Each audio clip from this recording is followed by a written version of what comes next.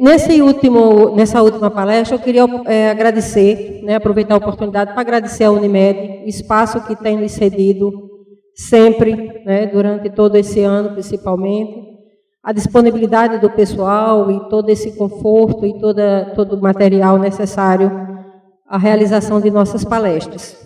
E hoje, uma alegria redobrada, receber o professor Celestino.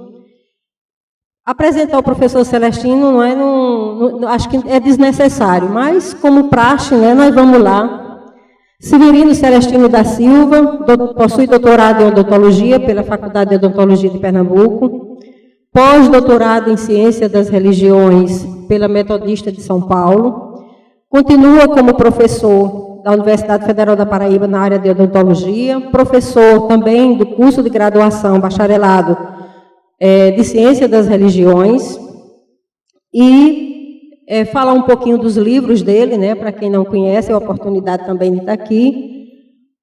Judaísmo, o Evangelho e o Cristianismo Primitivo, a Didaquê, que é o ensinamento dos apóstolos, esse inclusive foi novidade para mim, eu não conhecia. Bereshit, o Gênesis, Deus e a criação do universo, o Sermão do Monte, analisando as traduções bíblicas e aproveitar também já a oportunidade, depois de amanhã, o professor está lançando mais um livro, Comunidade do Caminho, a história do cristianismo nascente. Então, professor, gostaria que o senhor assumisse seu posto. Agradecer a Jesus pela oportunidade que estamos tendo nessa noite de mais uma reunião, pedir que nos abençoe, que a espiritualidade possa dar continuidade ao seu trabalho com os pacientes lá em cima. E aqui nós vamos, enquanto assistimos essa solenidade, vamos também orar pela saúde de todos. Muito obrigada.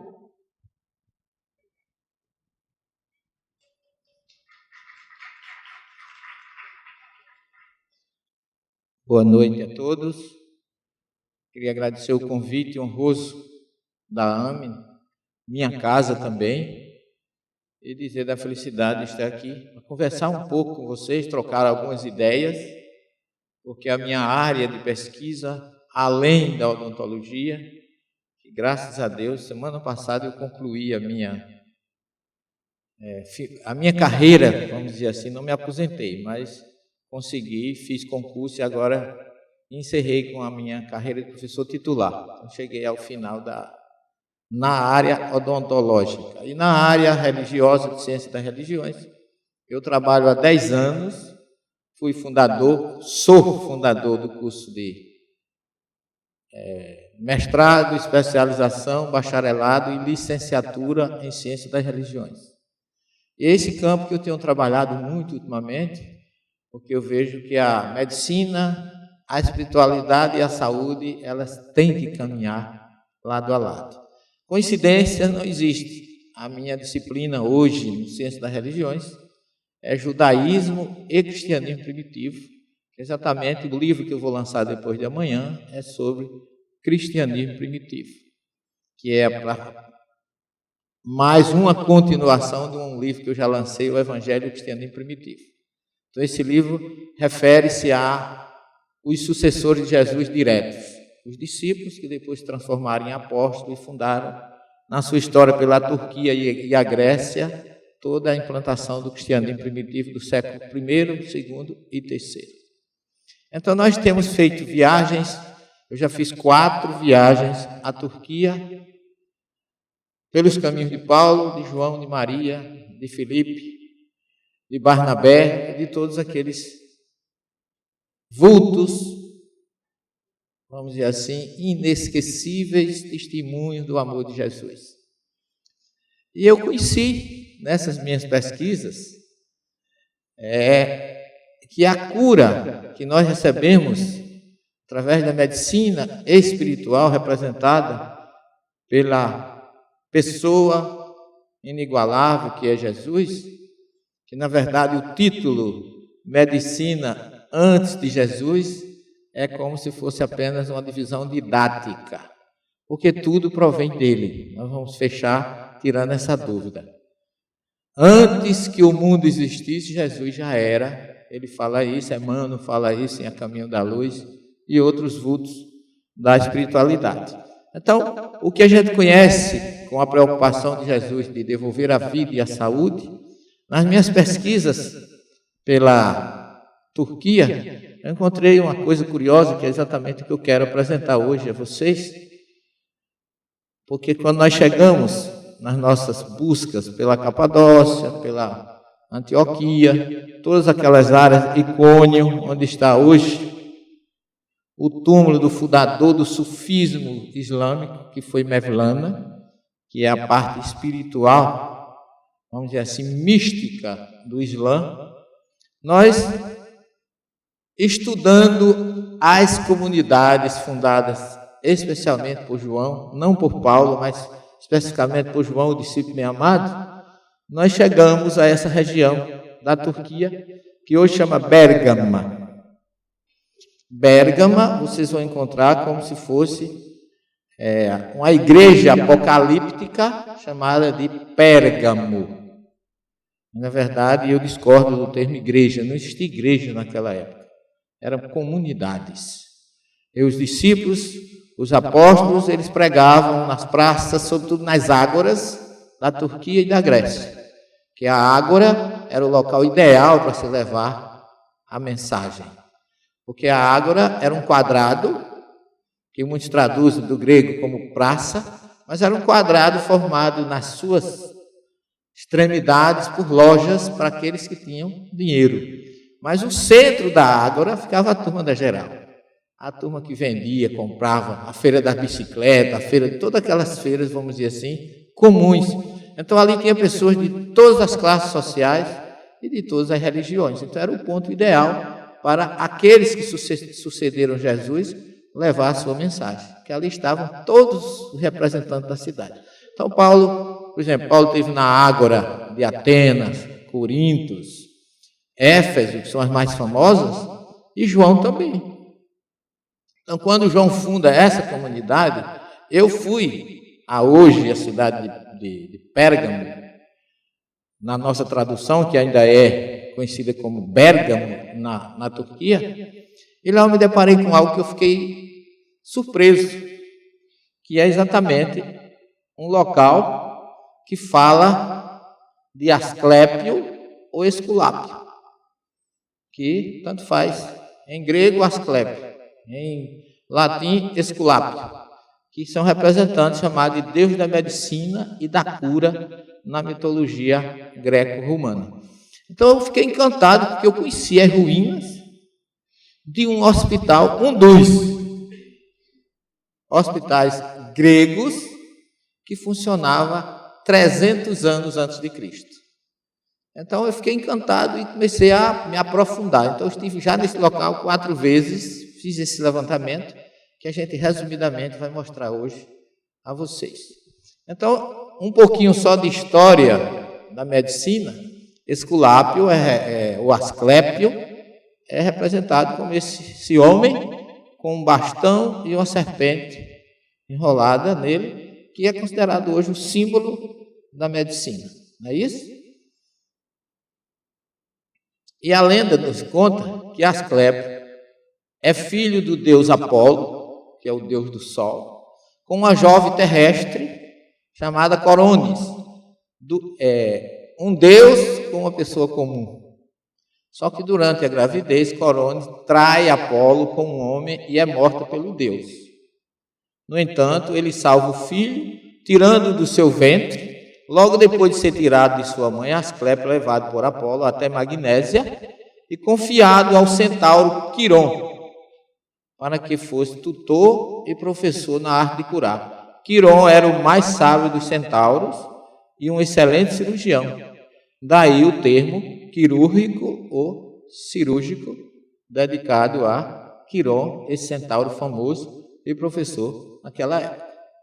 A lenda ainda diz que Apolo havia escolhido uma ave branca para vigiar Coronis, e a ave, depois que o traiu, narrou para ele toda a traição de Coronis com o bonito jovem chamado Isquis. Ele, com raiva, transformou a bela ave num corvo. Por isso que diz que o corvo, além de ser preto, é desengonçado, anda feio, que foi o castigo que Apolo deu àquela ave, que era muito branca e bela. A lenda diz ainda que Asclépio possuía 2 filhas que o auxiliavam na arte de curar. A primeira se chamava Panaceia, versada em conhecimento sobre todos os remédios da terra, capaz de curar qualquer doença humana. A palavra Panaceia é utilizada até hoje para significar o que cura tudo, né? A gente sabe que qualquer medicamento, água rabelo hoje é tido como uma panaceia, né? E Ígia ou Igeia era outra filha, responsável pelo bem-estar social, pela manutenção da saúde e prevenção das doenças. Cuidava da higiene e da saúde pública. Deriva dela o termo ígido, o que é sadio. E o seu filho, Telésforo, representava a recuperação do enfermo. A lenda diz ainda que Asclépio é representado geralmente com um bastão de viajante envolto por uma serpente, símbolo da adivinhação entre os gregos e acólito de todas as divindades médicas. Há diversos animais associados a ele, a serpente, o cão, a cabra e o galo. Oi, doutor Mário, tudo bem? Seja bem-vindo. Então está aqui a figura de Asclépio. E a serpente, até hoje, emblema médico, era presença obrigatória nesses santuários, pois ao mesmo tempo significava uma divindade subterrânea e poder de renovação da vida, traduzido pela troca periódica da pele que nela se processa. O médico tem que estar em constante renovação do seu aprendizado. A educação do médico é continuada, porque a ciência é viva. Então, essa é uma das formas de simbolizar a serpente que troca de pele sempre, está sempre se renovando. Então, é uma metáfora à atividade do médico. Asclépio, segundo a lenda, adquiriu um conhecimento tão grande que se tornou capaz de ressuscitar os mortos. Plutão, o deus dos infernos, pediu a Zeus que o matasse, pois estava despovoando seus domínios. Zeus atendeu a seu pedido e feriu com um raio o filho de Corones. Depois, para consolar Apolo, seu pai, colocou no céu, onde forma uma constelação da serpente. Então, hoje, Asclépio é um deus que, segundo a mitologia grega, está na espiritualidade, lá no mundo espiritual, e ainda auxilia no tratamento e na cura. É o protetor ainda dos médicos. Asclépio curava uns com as 12 palavras da magia, contos, poemas e música. A outros oferecia poções eficazes, ou lhes aplicava ervas em torno de seus membros, ou cortava o mal com ferro para devolver-lhes a saúde. Então, você hoje tem, naquela região da Turquia e da Grécia, lembrança e memória, ok, tudo bem, de 3 grandes santuários de tratamento espiritual naquela região. O Epidauro de Atenas, Cós e o Asclépio de Pérgamo, que foi esse que nós escolhemos, que ele ainda está em perfeitas condições para a gente estudar e mostrar como era feito o tratamento ali. Aqui é a entrada desse santuário. Nós temos essa rua chamada Rua dos Deuses. E tinha uma frase famosa nessa rua. A frase dizia: a morte não tem licença de entrar por esta porta. Então ali não morria ninguém. A lenda diz que entrou ali, ficava curado. Nos bastidores se sabe que se morria alguém, eles enterravam nas escondidas, fora de hora, para que ninguém soubesse que alguém havia morrido. Aqui não entrava doença física, só entrava doente com problema mental. Então, o doente, para ser triado e ficar aqui nesse santuário de Asclépio, em Pérgamo, ele tinha que entrar caminhando.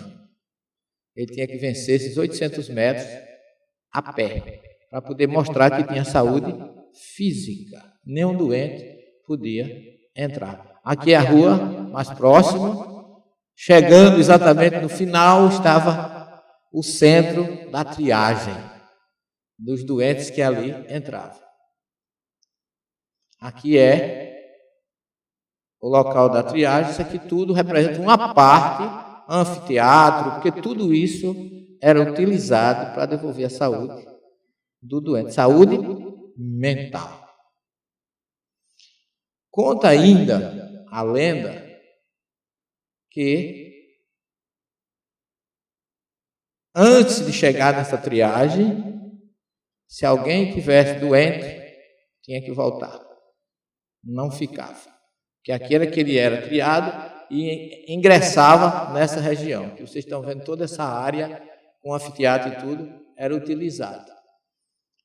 Existe uma lenda que não existe em nenhum livro brasileiro, tem livros gregos e turcos, que eu fui encontrar isso na Turquia e na Grécia, que conta a história de um ancião com deficiência física que queria se internar para se curar no santuário de Asclepio.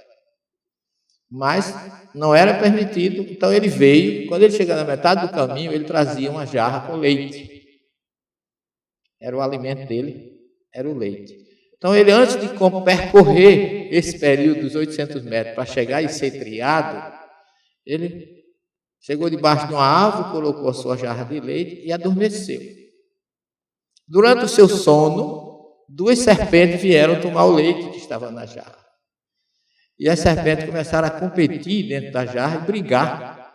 E serpente, quando fica com raiva, ela expele veneno. Então, durante a briga, elas brigaram, deixaram aquele leite misturado com veneno daquela luta e foram embora. Quando o velho acordou, não está sabendo de nada, tomou o leite e ficou curado.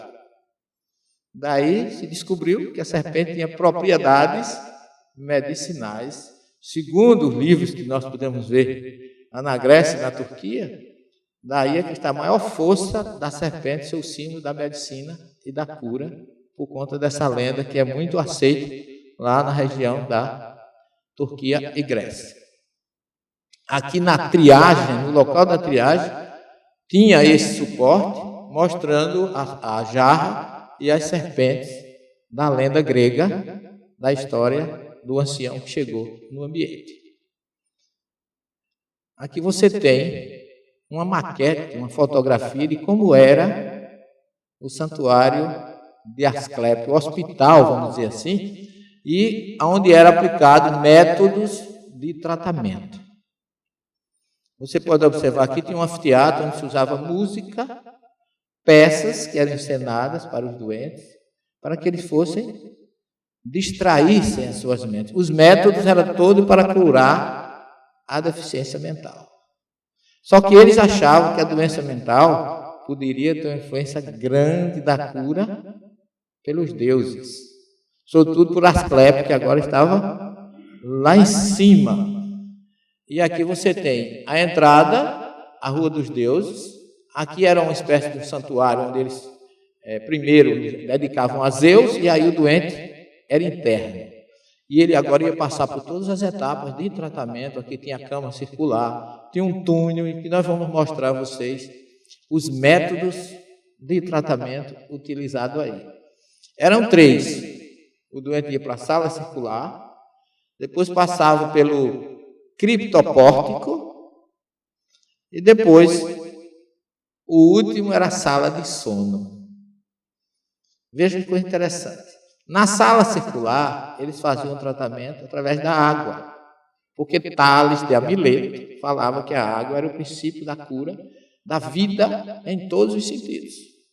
Então, eles usavam a água como em 2 tipos de tratamento desse, tanto na sala circular como no criptopórtico, eles usavam a água para acalmar o doente.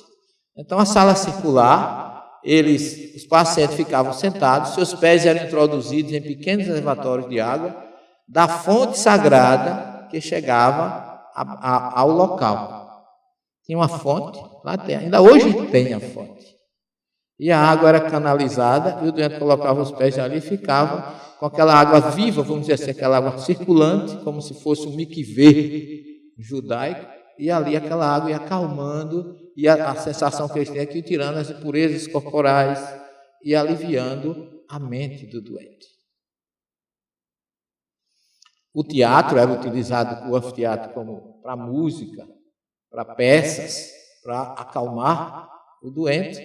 E o criptopórticos era um túnel de 70 metros, protegido de chuva, paredes abauladas, onde o doente tinha que atravessar. O médico daí chamava-se Asclepíades, que era o sacerdote médico. Não era propriamente um médico, era o sacerdote médico. Então, o túnel era esse. Vocês observem que esse túnel ele é cheio de isso que parece lâmpadas são janelas.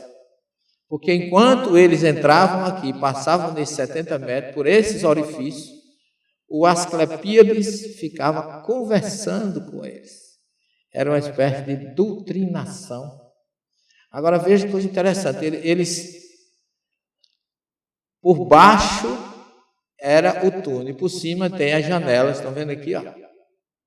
Em cada janela dessa ficava o Asclepíades, ou sacerdote médico, para dialogar com o doente e acalmando. Era chamada psicoterapia, já naquela época, da voz, né? Do diálogo, da conversa.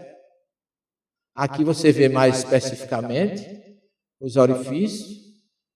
Aqui mais perto, ó, 2, a distância era mais ou menos essa, cada um ficava num, e ele era desse tamanho, para que o sacerdote, o médico, ficasse conversando. Então, a fonte sagrada colaborava nesse trajeto do doente, porque ela, aqui, ó, hoje jorra água. A água saía daqui e aqui está a entrada do criptopórtico. O doente descia aqui. Ainda hoje você desce. Quando você começa a descer aqui, você observa que começa a jorrar água aqui, ó. Ele ia caminhando e ouvindo o barulho da água e o diálogo com o sacerdote médico que ia acalmando. A água por si só já dá aquele barulho, já acalma, né? E ele ia caminhando, ó, ouvindo, e aqui pelas laterais a gente vai ouvindo ainda hoje a água fazendo aquele ruído bem suave para acalmar. Observa aqui que vai caindo a cada degrau que você vai descendo. Aqui, um doente após o outro, cada um ia recebendo o seu tratamento, até que ele chegava no final dos 70 metros, e agora ele já entrava na terceira e última parte mais importante do tratamento. Essa que é interessante. Os chamados dormitórios.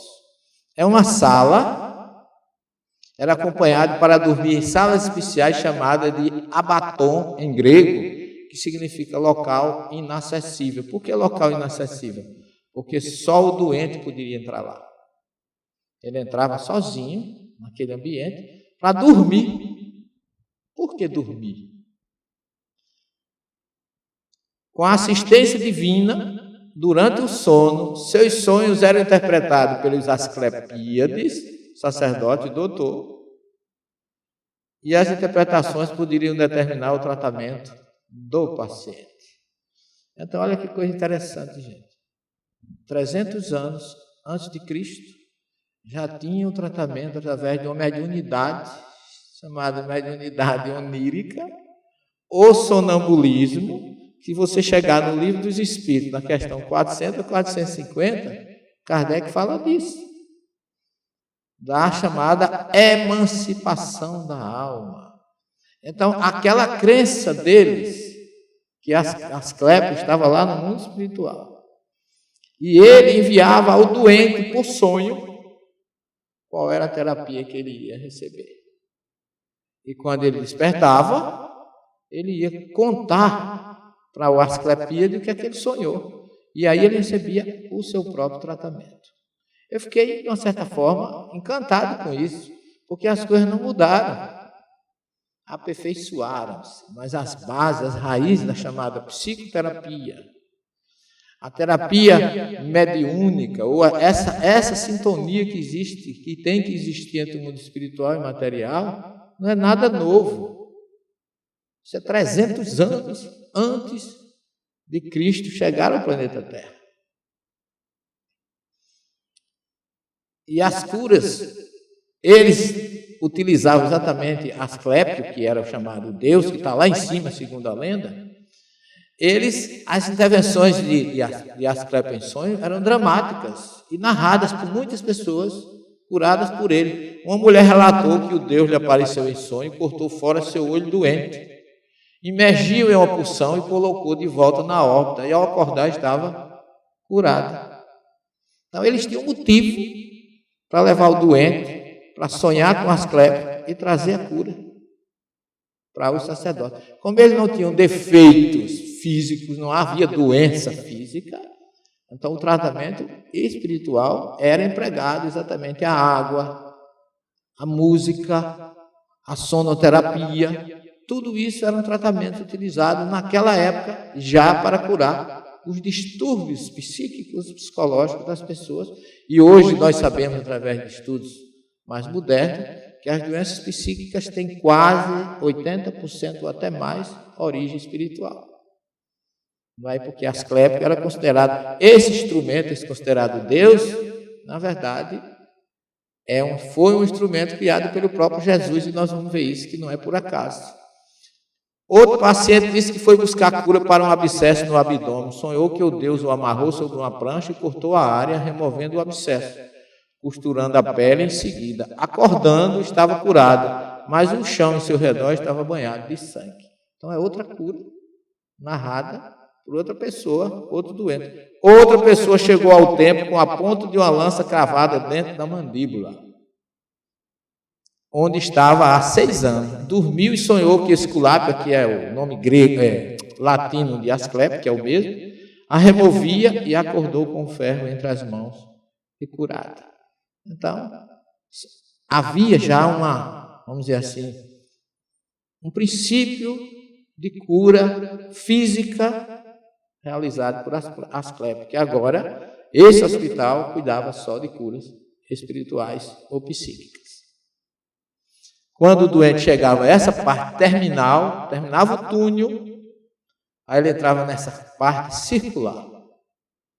Essa área circular, hoje ela ainda está bem conservada, apesar do tempo, só que essas regiões eram todas divididas em salas ou quartos. Cada um ficava o doente. Ele chegava, se preparava, vestia sua roupa e ia dormir, para receber de Asclépio a cura. Por fora você vê bem a parte circular. Aqui nós estamos conversando com o grupo, né, porque a gente vai sempre com um grupo de pesquisa, mostrando não só a importância do cristianismo primitivo aí, mas também a influência da cura espiritual antes da chegada de Jesus entre nós. Para mim foi uma descoberta assim, muito importante, porque foi um acréscimo que eu não esperava encontrar, não é? Já naquela época. Aqui outra região, o grupo mais visto de uma área mais... E por fora, você tem essa região todinha, são as ruínas do dormitório circular, que chamava-se também de Telésforo, porque Telésforo é a sala de convalescência, que era um dos filhos dos netos de Asclépio. Aqui é uma visão circular. Isso aqui tinha ainda uma parte que era 2 andares. Só subsistiu o primeiro. É o que se conserva hoje. E é chamada essa parte o Telésforo. Agora, uma coisa interessante. Quando você sai de Pérgamo, aliás, do Asclépio, você entra na cidade, você encontra a praça principal, essa estátua. Essa estátua é dedicada a Galeno. Já ouviram falar em Galeno? Todo médico já ouviu falar em Galeno. Não é? Galeno nasceu em Pérgamo. Galeno trabalhou neste hospital. Não 300 anos, mas no primeiro e segundo século. Porque ele nasceu no ano de 129 e faleceu em 199. Este homem foi considerado, em sua época, um dos médicos mais cultos. Ele não só era médico, mas também era filósofo. Foi ele que desenvolveu toda a estrutura anatômica do cérebro, dos nervos, descobriu que as artérias não tinham ar, como muita gente pensava, mas nela corria sangue. O nome dele era Cláudio Galeno, o Hélio Galeno, em latim Cláudius, e grego, aqui, Cláudius Galenos, mais conhecido como Galeno de Pérgamo. Foi um proeminente médico e filósofo humano de origem grega e provavelmente o mais talentoso médico investigativo do período romano. Ele era simplesmente o médico de Marco Aurélio. Foi levado para Roma para ser o médico do imperador. Então, foi um homem muito importante naquela época e estagiou aí na cidade de Pérgamo, lá no Asclépio. Diz que foi um dos proeminentes estudiosos daquela época, e ele descobriu também que qualquer órgão inflamado passava por calor, tumor, rubor e dor, que eram os princípios da inflamação, e ele acrescentou chamada função lesada, que qualquer órgão que tivesse calor, tumor, rubor e dor, ele não tinha função de locomoção boa. Acredita-se que fosse um dos princípios do Asclépio, da pessoa não ir caminhando, que se tivesse qualquer doença não teria condições de caminhar. E que Galeno deve ter tido uma influência muito grande nessa região.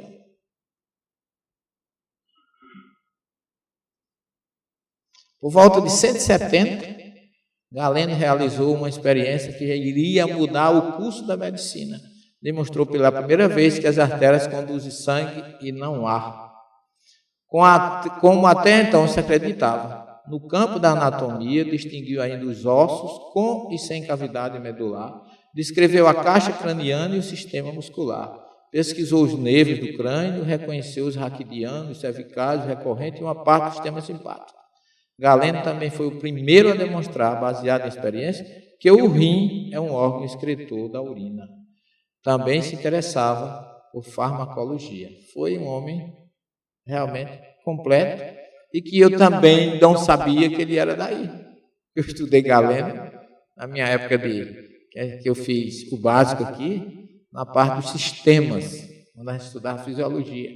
Foi que eu vim conhecer, não sabia, fui saber agora, depois que eu estou estudando todo esse sistema do Asclepion, na cura espiritual, desse interrelacionamento entre medicina e espiritualidade, eu descobri que eu estava na cidade de Galeno. Então, para mim, foi mais uma descoberta muito importante. E Jesus? Emmanuel fala na obra Caminho da Luz que antes do planeta Terra ter condições de ser habitado, ele ainda não estava no seu eixo. Espíritos superiores se encarregaram de colocar a Terra no seu eixo gravitacional, onde ela está hoje, para poder ter condições de haver vida no planeta. Isso a ciência já provou, que a distância da Terra para a Lua, a velocidade da Terra, se fosse diferente, se fosse mais, se fosse menos, se a Lua fosse mais perto ou mais longe, não poderia haver vida no planeta. Quer dizer, houve um processo de inteligência divina, superior, dê o nome que quiser, que fez com que a Terra tivesse condições de ser habitada pela posição em que ela se encontra. E Emmanuel fala na obra Caminho da Luz que foram espíritos designados por Deus que colocaram a Terra exatamente no seu eixo gravitacional. Jesus, lá em João 17,5, na sua última oração, ele faz um agradecimento a Deus. Ele se sente honrado, que todo mundo diz glorifica, mas o termo mais propício com o texto original, que é kavod, é honrar. O que é honrar? Honrar pai e mãe, que está lá no Êxodo 20, é maior do que amar. Porque Jesus fala em amar a Deus e ao próximo. Mas o verbo para pai e mãe não é amar, é honrar. Honrar pai e mãe é muito mais do que amar. Porque honrar pai e mãe é fazer exatamente a vontade que o pai e a mãe querem.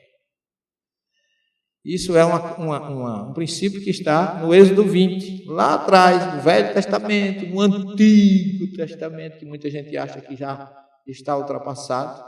Quando eu vejo alguém dizer isso, eu pergunto, será que essa figura já honra pai e mãe? Ou honrou alguma vez na vida? Fez exatamente o que papai e mamãe pediam para ele fazer? Hoje está tão na moda, né, filho, obedecer a pai, está muito... E Jesus diz aqui, em João 17,5, e agora, Pai, honra-me junto a Ti com a honra que eu tinha antes que a terra e os céus existissem. Então, meus amigos, meus irmãos, eu queria dizer a vocês o seguinte, que todo esse projeto do planeta é de Jesus. Porque antes que a nossa terra fosse habitada, naquele momento que Emmanuel fala que os espíritos colocaram ela no eixo gravitacional, Jesus estava junto de Deus, assumindo o planeta Terra como governador. E tudo foi preparado por ele. A Mesopotâmia, com os assírios, babilônios, sumérios, foi promessa, preparo de Jesus. Ali surgiu a primeira semente da questão de vida ou morte. Quem quiser ler a epopeia de Gilgamesh, está na cidade de Uruk, lá na antiga Mesopotâmia, quando ele descobre que o amigo dele morreu, ele ficou apavorado, porque ele achava que era imortal. E aí começa a preocupação do homem de buscar a imortalidade, a ser imortal, porque só os deuses, segundo eles, o eram. Então, a partir de Gilgamesh, vem todo um princípio de se querer a imortalidade, a cura, o bem-estar, que é uma semente plantada por mais ninguém do que Jesus. Ele foi enviando esses princípios através das civilizações do planeta, na sua origem, desde a antiga Mesopotâmia, depois vem para os egípcios, que foram aqueles que mais se preocuparam com a imortalidade da alma, porque as pirâmides nada mais são do que túmulos de louvor à imortalidade, porque os faraós acreditavam que eles iriam ressuscitar, voltar à vida no mundo espiritual, e a certeza era tanta que eles eram enterrados com todos os seus servidores, com a rainha, com os escravos, para quando eles despertassem no mundo espiritual, que iam ser recebidos por Osíris e Ísis, levados por Horus, aquela famosa lenda, o princípio egípcio de que Osíris e Horus, Osíris, Ísis e seu filho Horus, são os responsáveis por aqueles que morrem. É Horus, aquele olho que todo mundo chama de olho grego, olho turco, as pessoas vai por aí, vai para Roma e compra um olho grego, vai para a Turquia e compra um olho grego, vai para Israel e compra um olho... Não é nada de olho grego, aquilo é olho egípcio. Aquilo é o olho de Horus, que segundo o princípio egípcio, Horus está nos vigiando, vendo e observando o que a gente faz, porque lá no juízo final, que tem um quadro imenso no Museu do Cairo, lá no Egito, está lá mostrando o julgamento final que todos nós temos. Horus pega o morto, tira o coração, põe numa balança, com 2 pratos. De um lado da balança põe o coração, do outro põe a pena da deusa Tiamat. Se o coração pesar mais do que a pena, ele não entra no paraíso, não entra no mundo espiritual. Se for igual, ele entra porque ele tem um coração leve. Olha que coisa interessante, ainda hoje a gente fala das pessoas que têm um coração bom ou um coração ruim.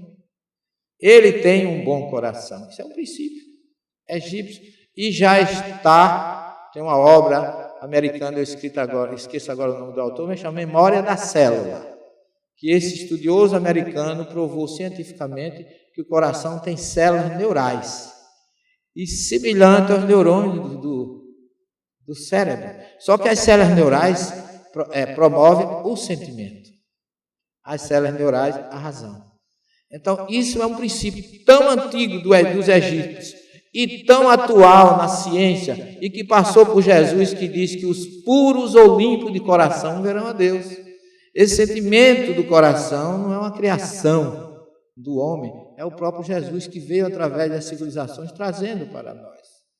O que eu quero mostrar para vocês é que Ele é o responsável por tudo.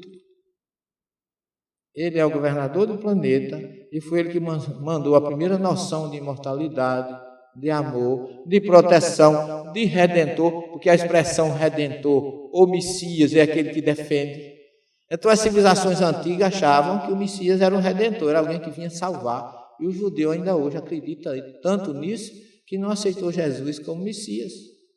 Porque o Messias tem que defender Israel, libertar o povo hebreu e implantar o reino de Deus na terra. E que o Messias é filho de um homem e de uma mulher, de carne e osso, sem nenhum mistério, como foi criado em torno de Jesus pelos dogmas religiosos. Então, Jesus, na verdade, é essa luz do mundo, como ele disse que era, que preparou tudo isso até para que nós estivéssemos hoje aqui refletindo sobre essa sua misericórdia, porque Asclépio, como nós vimos aqui, nada mais é, ou era, naquela época, um instrumento escolhido, dedicado por Jesus para trazer a saúde aos doentes. Hoje, Asclépio, do ponto de vista físico, são os médicos.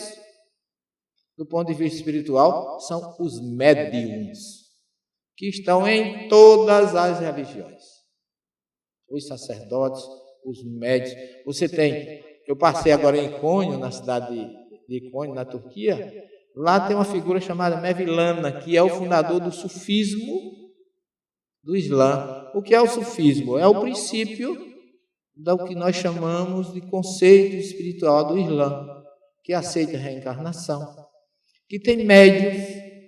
Você chega eu assisti uma cerimônia lá na Capadócia, que é uma cerimônia dirigida por um sacerdote do Islã, cujos membros chamam-se, aquelas pessoas que trabalham com o sacerdote, chamam de derviche.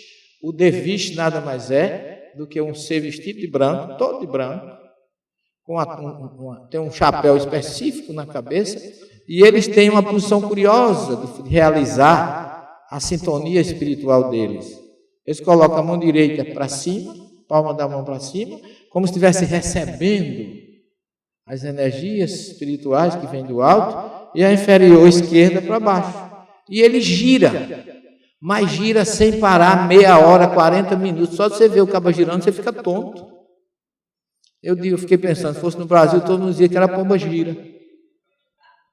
E nada mais é daquilo de uma atitude mediúnica. Aí ele recebe toda a cura, toda a assistência espiritual. E depois eu ainda tive a oportunidade, através da nossa guia, de conversar com esse camarada, uma porção de tempo, entrevistei, porque eu assisti toda a cerimônia, perguntei sobre reencarnação, perguntei sobre tudo aquilo que a gente, porque aonde eu chego, eu me lembro de Kardec, que diz assim, o espiritismo, a doutrina espírita está em todas as religiões do mundo. E está mesmo, porque Mevlana, o fundador do sufismo, os princípios dele, ditados, são os mesmos de Jesus. Não faça ao outro que você não gostaria que o outro lhe fizesse. Ama o outro, respeita o outro. Aí lá no fim, assim, não grite, converse, não acuse, ampare.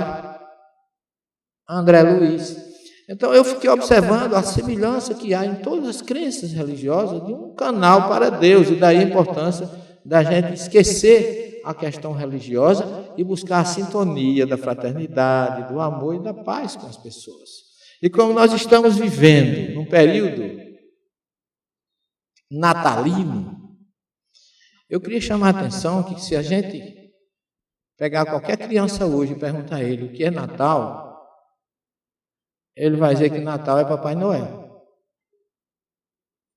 Se você perguntar a qualquer comerciante o que é Natal, ele vai dizer que é faturamento. Não é?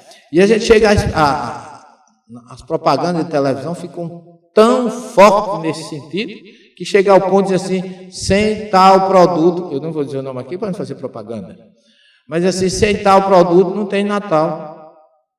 Quer dizer, o Natal é dinheiro, é Papai Noel, é presente, tá certo? É mesas fartas, muita comida, muita bebida, e o dono da festa, onde fica? Ninguém se lembra. Ele é o dono da festa. Por isso que eu não estou projetando aqui nenhum Papai Noel para desejar Feliz Natal, não sou contra, mas não representa a festa.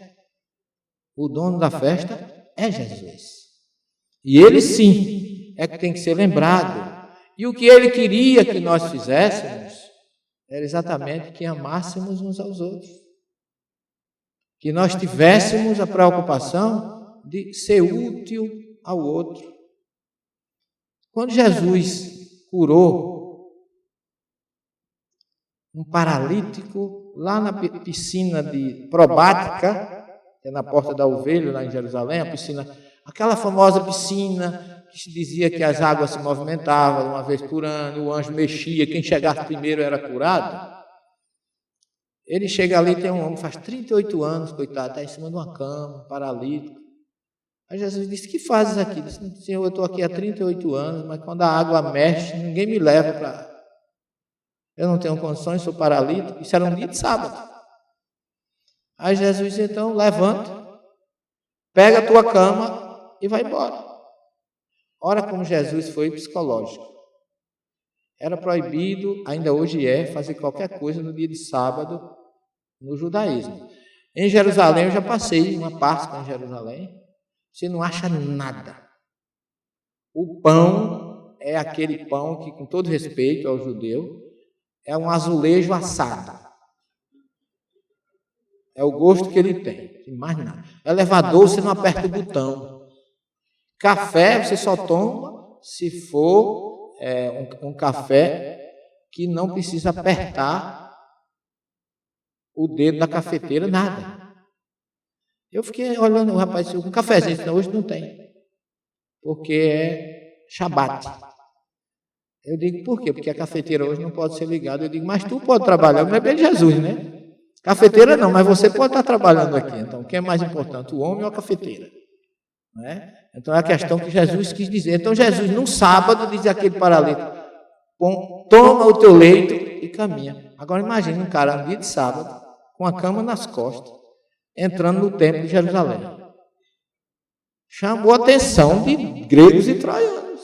E os fariseus ficaram, quem foi esse louco que mandou você caminhar nessa... Foi um homem que me curou lá embaixo, na piscina, não sei quem é não. Mas foi ele que me curou e mandou eu com a minha cama, e eu estou indo com ela aqui afora. Esse cara é louco, ele não pode fazer isso, hoje é sábado. E Jesus, achando pouco, vai lá dentro e diz assim, olha, fui eu que te curei. Jesus não tinha mistério com ele. Agora eu vou te dizer uma coisa. Você não erre mais. Isso é uma coisa pior, vai lhe acontecer. Aí o homem disse, olha, foi ele que me curou. Aí o homem agora ficou sabendo, já dedurou. Vieram cobrar de Jesus. Jesus disse, olha, o dia tem 12 horas. Eu e meu pai trabalhamos até hoje. Assim traduzem erradamente. Porque o verbo utilizado por Jesus ali, ovedo, lavod, avad, significa servir e não trabalhar. O trabalho é uma palavra latina, formada de tripalho, que era aquele chicote que os romanos, com 3 pontas, batiam no escravo para trabalhar forçadamente. Então, aquelas 3 varas que usavam como suplício de alguns condenados. Jesus dá um recado muito forte para nós, porque ele diz assim, o dia tem 12 horas. Ele não diz, meu pai serve e eu sirvo até hoje. Querendo ele dizer que quem trabalha, trabalha por dinheiro, por isso que tem horário. Mas eu e meu pai não trabalhamos, nós servimos. E quem serve, meus irmãos, não tem horário para trabalhar. Por isso que ele lavou os pés dos discípulos lá no templo e disse assim, eu faço isso para que vocês façam aos outros. Quem quiser ser o maior, seja o servidor do outro. Então, muitas vezes a gente encontra textos traduzidos que não condizem exatamente com aquilo que é a verdadeira mensagem de Jesus, e o que muda completamente. Porque Maria, quando o anjo disse que ela ia ser a mãe de Jesus, ela disse, eu não conheço o homem, Não se preocupa, Deus cuidará disso. Ela imediatamente disse, eis aqui a serva do Senhor, porque ela não era uma trabalhadora, mas uma serva. Nós temos horário, nós temos sindicato, a gente tem hora para começar e hora para trabalhar. E Jesus estava sendo talmúdico, porque o Talmud diz assim, você quer servir, olha aí, quer servir a Deus, trabalhe. Depois do expediente, vá servir a Deus. Porque uma coisa é o seu trabalho, outra coisa é o seu expediente. E Jesus foi muito categórico nisso. A gente nunca viu dizer que Jesus naquele dia não curou porque o sindicato de Nazaré estava de greve. Ele trabalhava, ele servia e curava ininterruptamente. E é isso que a gente aprende. Quem tem a faculdade de servir não tem horário para servir. Porque apareceu a necessidade, nós temos que estar prontos. Portanto, reflitamos sobre tudo isso, sobre essa mensagem e sobre o momento em que vivemos, para que nós possamos entender realmente o que significa dizer Feliz Natal. Não é simplesmente o presente, não é aquela ansiedade que a gente vê nas ruas, que se você parar na calçada você é derrubado, porque as pessoas estão inebriadas. Eu não sou contra que a família se reúna, fazer um jantar, uma ceia, perfeitamente. Agora, não se esqueçam de quem é o dono da festa. Antes da refeição, uma prece de agradecimento. Jesus, nós estamos comemorando a tua chegada, que eu não quero nem entrar nesse ponto, que Jesus nunca nasceu em dezembro, mas isso é outra palestra. Mas só pelo fato de se comemorar a vinda dele nesse mês, já muda a atmosfera. As pessoas já ficam mais pacíficas, agitadas, porém mais pacíficas, né? Mais compreensivas, e é uma festa de reflexão e de família. E que nós coloquemos nessa família o exemplo de Jesus, Maria e José, e aprendemos a ser mais maleáveis, perdoemos os nossos familiares, amemos e abracemos, porque o período é exatamente de fraternidade em comemoração à chegada do maior espírito que já habitou o nosso planeta. Obrigado pela oportunidade e bom Natal para todos.